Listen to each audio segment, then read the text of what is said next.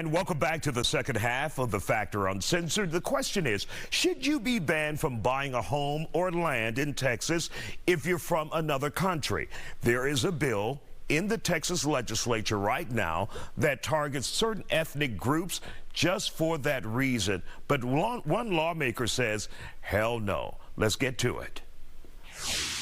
So real quick, you have to know that we already passed a law forbidding companies that are connected with the Chinese government or the government of any of these other countries from buying land next to critical infrastructure. Like last year, governors already signed into law, right? It passed without any opposition because it made sense and people understood it, right? Yes. What's different about this law is it adds in people with citizenship in those countries. Here's what people don't understand. Anybody with a green card, a lawful permanent resident of the United States, someone who is seeking American citizenship, or even visa holders like EB-5 or F-1, people that we begged and pleaded to come to this country, invest millions and millions of dollars, we are telling them all that is now off the table. You can't even buy a home. You can't buy a home to take care of your family. You can't start your business. You can't do all the things that we promised that you could do. And this is the big thing that everyone's mad about. We don't care about companies connected to China and other places. What we care about are Chinese Americans who want to build their lives here, who want to become citizens, and it could take years, if not decades, for that to happen. To say people from China, from Russia, from Iran, from North Korea do not represent those countries. We should not be punished for the sins of those countries. We have nothing to do with those governments. And Representative Wu, do you think we are following what some have done or what the government has done in Canada? But this is based on, in Canada, economics. They're saying when individuals from other countries buy a property in Canada, when they bought a property in Canada, they drove up the price of homes for the average citizen, and the average citizen could no longer afford a house. So they banned many individuals from China, India from buying property in Canada.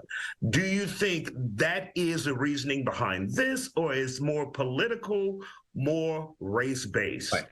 So I think it's absolutely more political because, one, the statement that both the Governor Abbott and the senator who filed this have said is like, well, it's about national security.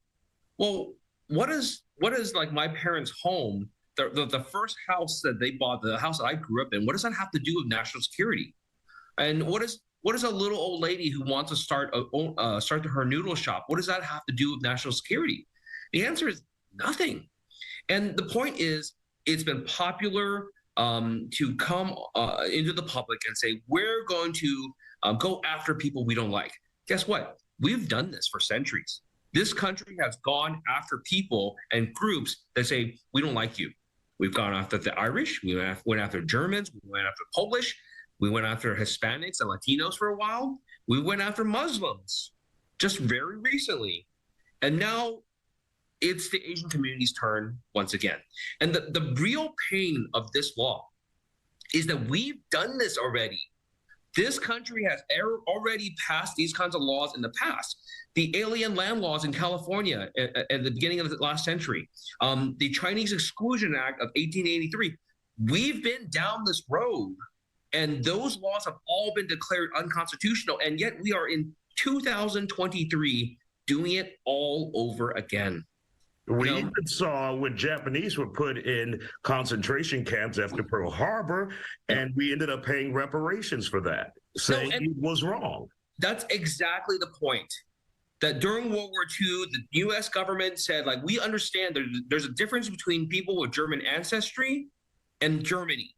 But yet, during World War II, we rounded up 160,000 Japanese American, 60% of whom had U.S. citizenship, and said, there's no difference between Japan and Japanese Americans. And we are doing the exact same thing today, where we're going after people who are seeking American citizenship. So that individuals who have no connection with the government are being punished for the actions of those governments. And think about this. We have no diplomatic relationship with North Korea. and basically zero diplomatic relationship with Iran. Everyone who's here is here as a refugee. Everyone who's here is here running from that government. And yet we're going to go after these people and punish them again for the actions of a government they are fleeing. Think about that. Think of the irony of that. Now, what's your next step, Representative Wu, to prevent this bill from becoming law here in Texas? So, look, we're trying to mobilize our community. We're trying to mobilize the Asian community to finally stand up and say no. And I'm telling the community, look, these are people out here punching you in the face.